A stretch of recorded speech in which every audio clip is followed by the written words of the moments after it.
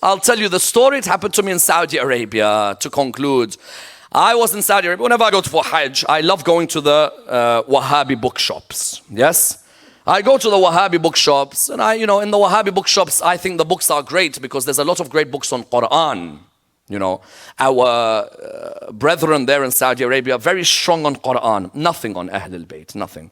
And us, excellent on Ahlul Bayt, nothing on Quran. So we were there, I was in the bookshop, and of course I'm wearing this really creased up. And I've always got someone with me, and always in the Hajj groups when we take them, there's always someone who fears being near me in the group because they know I'm going to take them to the bookshop and they have to stand with me for 2 hours while I read every book and then leave.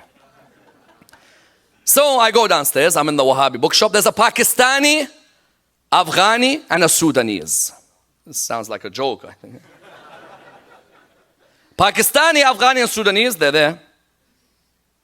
So looked at me, and I'm looking at the books, and he said to me, "Where are you from?" I said, "I'm from Iraq." He said, "Shia?" I said, "Yes." So what did he do? He went. He started beating his chest. He's like, I'm like, "Yes, it's better than suicide bombing. At least I only harm myself." So he started laughing, I started laughing. It was good conversation. You could tell that they were just migrants who were working in a bookshop. He said to me, "Brother, I want to advise you." Everyone wants to advise me, yes? He said, "Brother, I want to advise you." So what is it? He said, "You have to hold on to the Quran and the Sunnah." I said, "Hold on to what?" It's the Quran and Sunnah. I said, "Where's it written?" He said, "What do you mean?" So where's it written that it's Quran and Sunnah? I said, "How many books you got in this bookshop?" He said, 7,000. I said, "If you find me today in any of the 6 Sahihs, Bukhari, Muslim, Tirmidhi, Nasa'i, Abu Dawud, Ibn Majah, if you find me, it says Quran and Sunnah, I'll become in front of Kaaba right now, I'll join Ahlul Sunnah wal Jama'ah." He said, "Then what is it? Please understand what happened. Please bear with me." He said, "What is it?" I said, "Quran and Ahlul Bayt." He said, "Okay, look for it. Show me now." Muslim, Sahih Muslim, I could see it, but the problem is Sahih Muslim, the 1981 edition, the writing is small. 1997 edition, the writing is bigger. Now I've got the hadith number in my head, but these sizes of books can differ depending on the publisher. So I pick out hadith number 2230, and it said something like, I think something like donkey meat is haram or something. And then I looked for another hadith, and it talked about garlic or something like that, until eventually I found the hadith. Zayd bin Arqam stopped at a watering valley called Khum.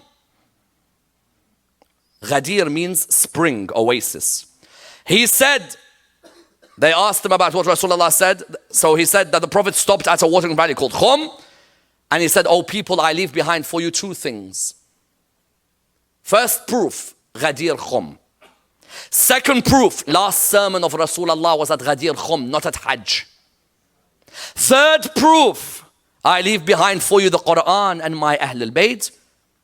Allah is my witness." And Mullah Hassan, if he listens to this, will be a witness as well. He knows very well what happened. This Indian person, the Pakistani person there, he said, "Get me a chair." It's the moment you see when someone realizes something's been hidden. He said to me, "Get me a chair." He sat down, he was in shock. He said, "This says Ahlul Bayt next to Quran, doesn't say Sunnah." I said, I didn't want to say anything because I could see he's in extreme shock. Saudi walked past. And he walked past. He said, "What are you discussing?" I think he overheard. So I said, "We're discussing Hadith Thaqalayn." So what's your conclusion? I said, "It says Quran and Ahlul Bayt in Sahih Muslim, not in Shia books." He said, "No, it's Quran and Sunnah." I said, No, it's Quran." He said, "I say it's Quran and Sunnah. What you going to do about it?" At that moment, I saw the meaning of the ayah. لَقَدْ خَلَقْنَا الْإِنسَانَ فِي أَحْسَنِ تَقْوِيمٍ ثُمَّ رَدَدْنَاهُ أَسْفَلَ السَّافِلِينَ. In his own eyes, I showed him Ahlul Bayt. And he looked arrogantly at me and said, "We say it's Sunnah. What are you going to do about it here?"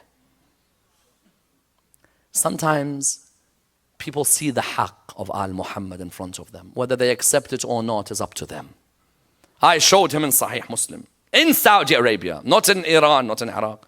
And he just looked at me and said, so what? What are you going to do about it? And he said in Arabic the exact words, غصبا عليك. And only the Arabs here will know what that means.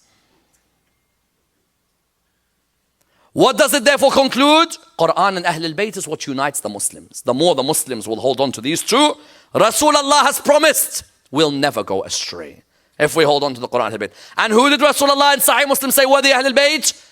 The sons of Ali, sons of Ja'far, and subhanallah, the grandsons of Ja'far and Ali represented their grandfathers in Karbala wonderfully. Yes.